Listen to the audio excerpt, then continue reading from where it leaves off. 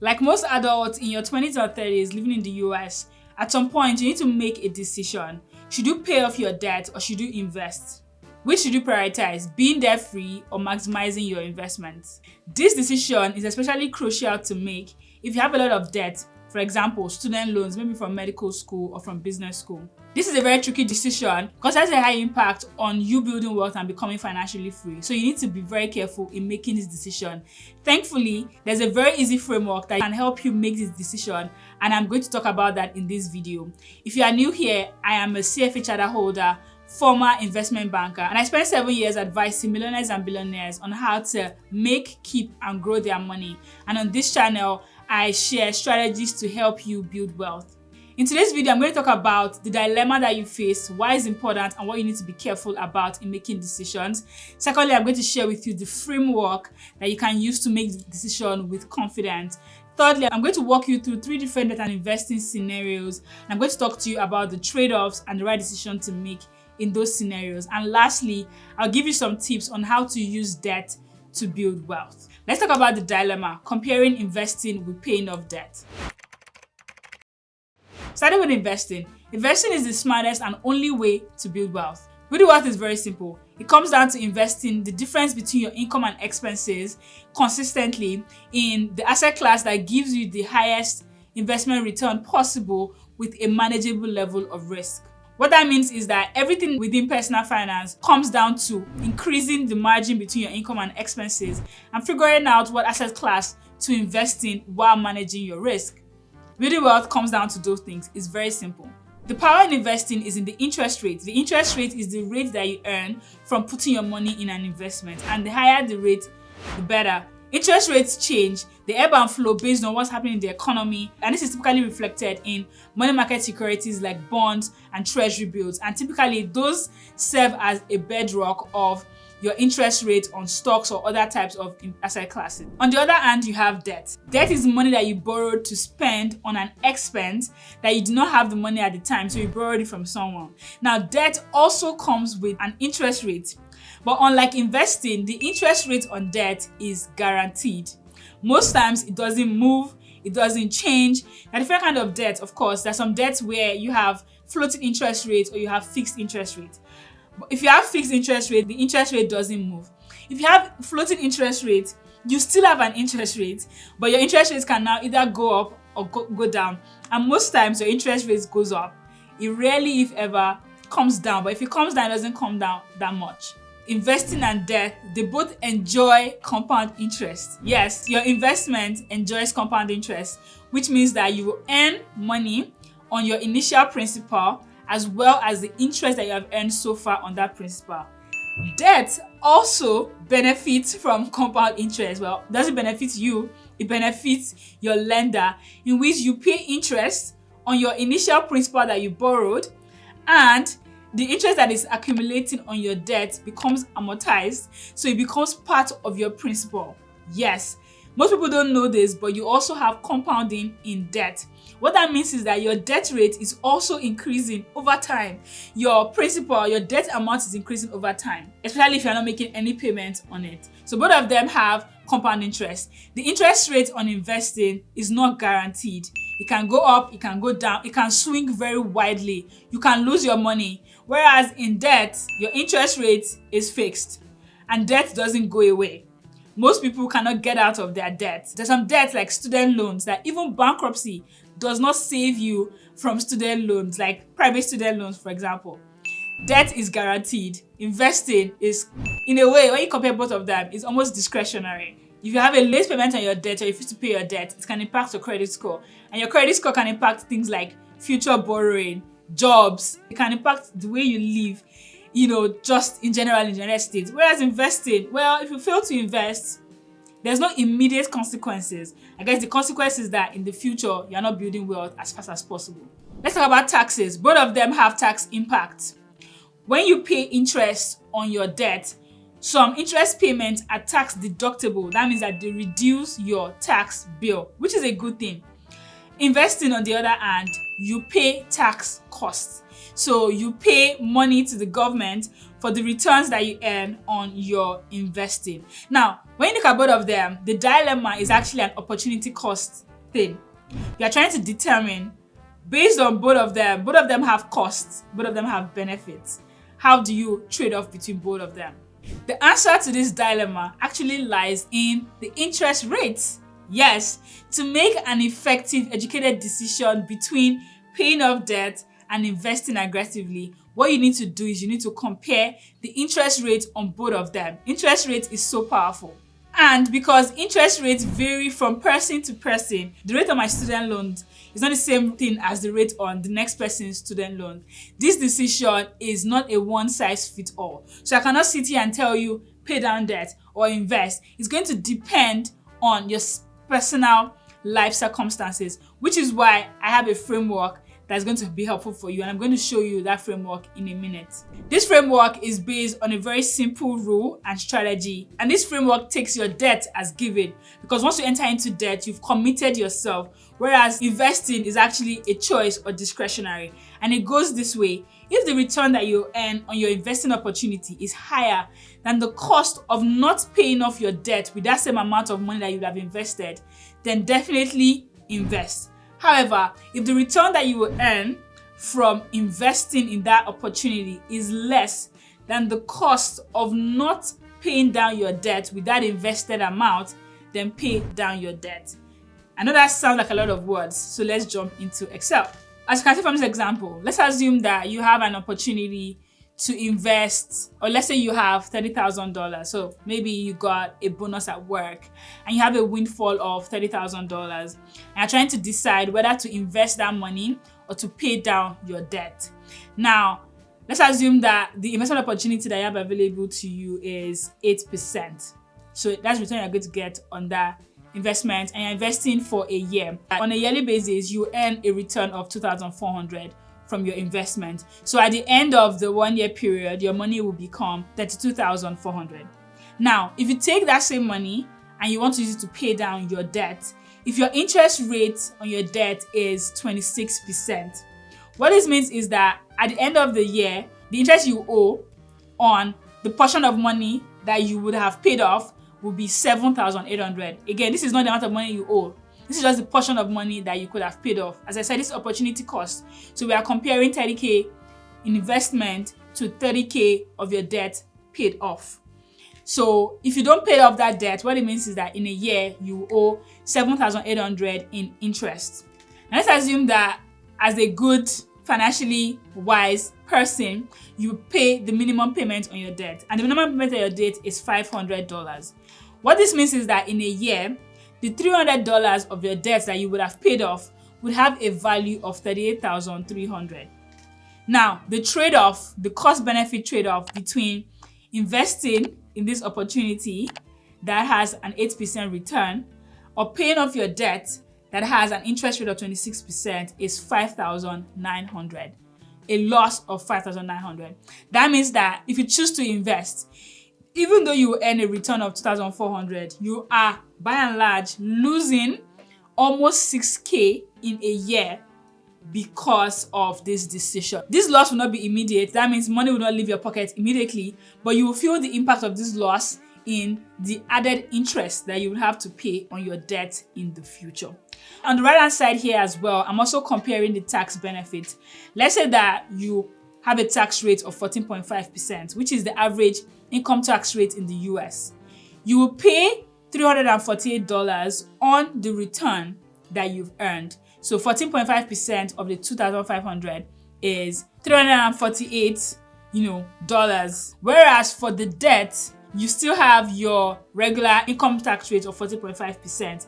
However, you will have a tax benefit of $2,138. So what that means is, if you do not pay down your debt and you accrue this interest and you pay it off normally, then your tax benefit will only be on $2,500 of that payment, not the total amount of money that you actually paid. But this is for student loans. For student loans, you have a limit of $2,500. Whereas if this was a mortgage, you don't have a cap on how much you can claim as tax deductible. So if you pay $8,000, for example, in interest payment on your mortgage, you can claim that entire $8,000 as a tax deductible to reduce your taxable income. But what you can see here is, just for a simple example, forgetting about student loan and the tax payment, if your interest rate on your debt is higher than the investment return, most times it doesn't make sense for you to invest. Whereas if your interest rate became, like 6%, then your trade-off is a positive.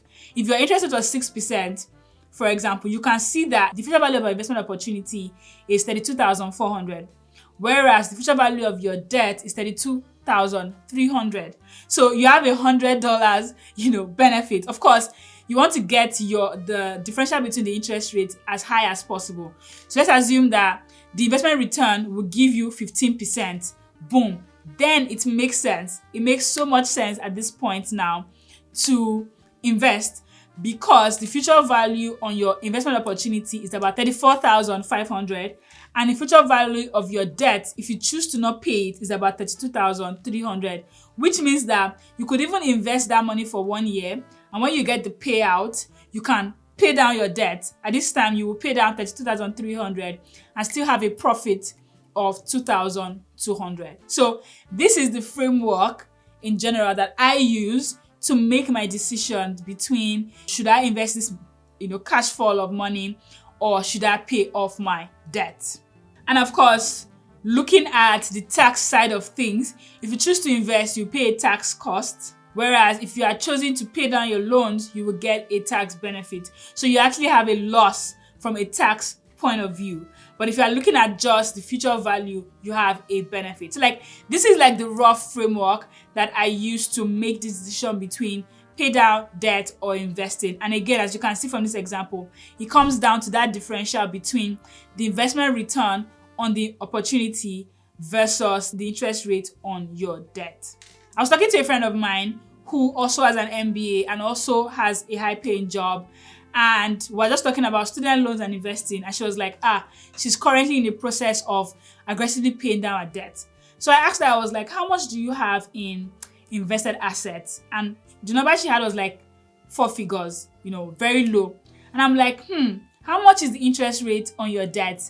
And she was like, it's about 6%. And I was like, how much student loans do you have? She had less than 100K. I was like, why are you aggressively paying down your debt when you do not have an emergency fund? It did not make any sense to me.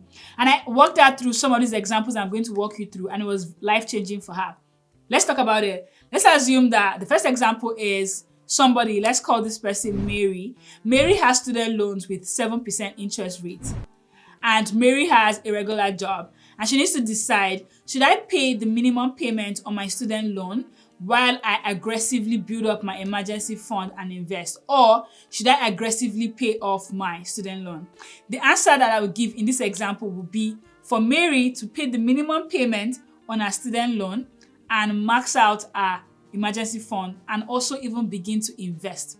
The reason for this is a student loan is 7%, which is low, right? The general rule is that if you have debt that is lower than 7%, that's fine. That debt is what we can call good debt, because that rate is a very low rate, when you compare it to some of the rates on credit card. And by investing in an index fund or S&P 500, you will get a return that is higher than 7%. So that is not bad debt. That is not debt that you want to hurry up and finish paying in 3 months to get out of debt, right?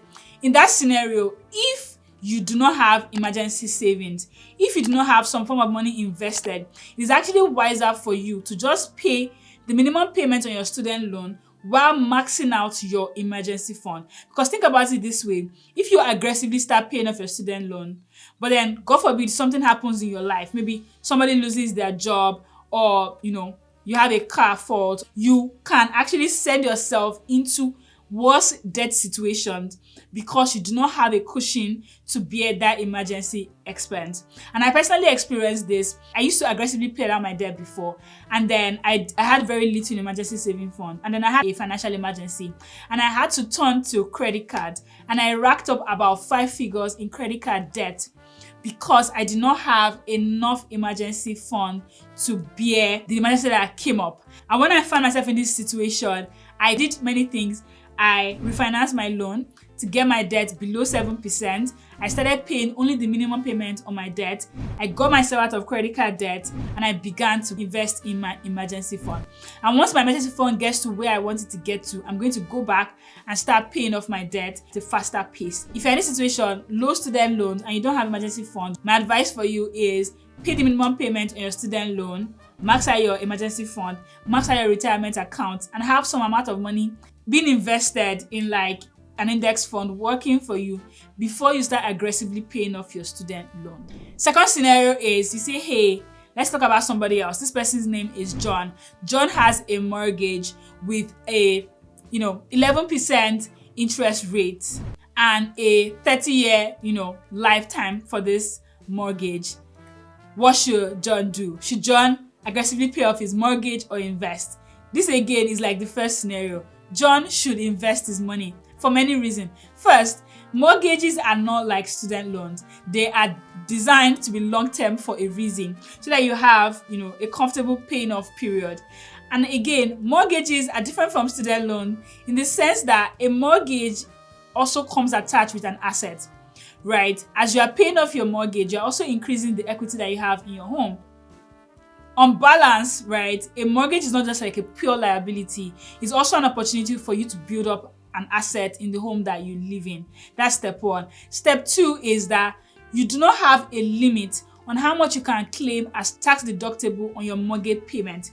What this means is that the money you pay off as interest expense on your mortgage is a tax deductible. It can reduce your taxable income, which means you can pay less tax. You can keep more money in your pocket by paying interest on your mortgage.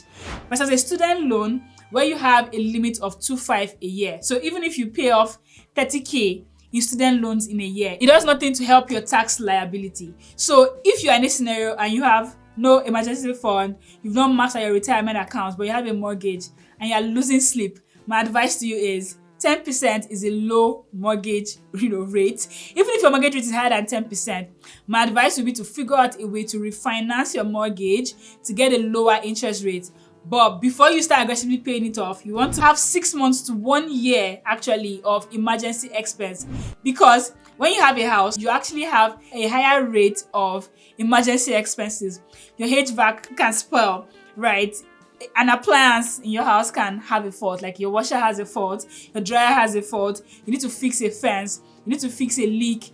And most times these expenses are very, very expensive. So for you, an emergency saving fund is very, very important. So I'll tell you to max out 6 to 12 months of emergency savings, max out your retirement account, and then have an investment foundation, maybe like 100K that is invested in like an index fund before you begin to think of aggressively paying off your mortgage. Then the third scenario is you have other types of debt, which I will call consumer debt. So these are credit card debts, auto loans, payday loans, and these have double-digit interest rate, like 26%, 28%, 30%. For this one, my advice is have about 1 to 3 months of emergency saving fund and then aggressively pay down this debt, because these debts typically have such high interest rates that other investments cannot reach. Like the S&P 500 is not as high as 26%. Asset classes that have returns higher than 26% are not available to people that are not HNIs. They are only available to high net worth individuals. And if you have a credit card debt, that is a lot of money, you probably are not an HNI. You don't have the opportunity to tap into those asset classes. So that means it doesn't make sense for you to invest. That's the honest truth. What it makes sense for you is to save, have emergency funds, because you don't want to be bankrupt if an emergency comes up your way. But once you have 1 to 3 months of emergency savings, then you want to aggressively get out of credit card debt, auto loans, other consumer loans that have insane, interest rates like 24%, 20%, 18%. You want to pay them off as soon as you can. So those are 3 scenarios that I can offer cookie cutter advice on how to tackle them. Now let's quickly talk about how to use debt responsibly.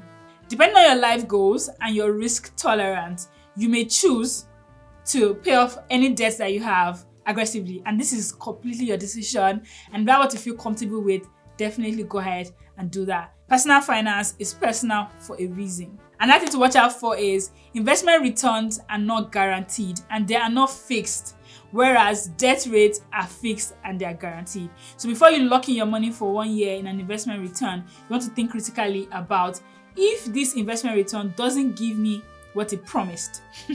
If something goes wrong and I don't get this promised return, will I still be okay from a debt perspective? At some wealth thresholds, it makes sense to be completely debt-free. Let's assume that you have $1 million in liquid assets, $1 million in stock, like your entire asset portfolio is about $1 million, for example. Or let's say it's even a high 6 figures, and you have like 50K in debt, 100K in debt. It may make sense to just completely pay it off just to be debt-free, right? So carrying debt is not like a badge of honor or something that you should just do because it's okay to do it. If you can pay off your debt comfortably without impacting your financial future, then go ahead and do it. Defaulting on a loan is one of the most horrible financial mistakes you can make, especially if you are serious about building wealth, because it affects your credit score, and your credit score affects everything in this United States. It affects your ability to get a good loan, a mortgage, a car. Some jobs look at your credit score. Just don't default on a loan. Basic advice. So in general, when you're thinking about making debt versus investment decision, what should you prioritize? The first step is make your minimum payment. Always make minimum debt payment. Once you have that covered, next you want to maximize your emergency savings as much as possible. Save yourself from one emergency, completely derailing your financial future. Number 3, you want to max out your 401k employer match. I have details on that in my video about retirement accounts, and I'll link that up here. Once you have maxed out all your retirement accounts, you want to start paying off your debt, starting with the one that has the highest interest rate. So maybe it's a car loan that has the highest interest rate, or maybe it is your student loans that has the highest interest rate. You want to pay those down first. Pay off your mortgage last. And once you achieve all that, continue pursuing all other saving and investment goals. Have an investment goal to invest 10K. Once you achieve that, invest your first 100K. Once you achieve that, invest your first million.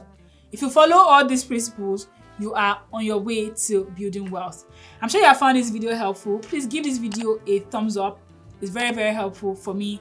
And if you've not yet watched it, I think you should watch my videos about the financial mistakes that I made in my 20s.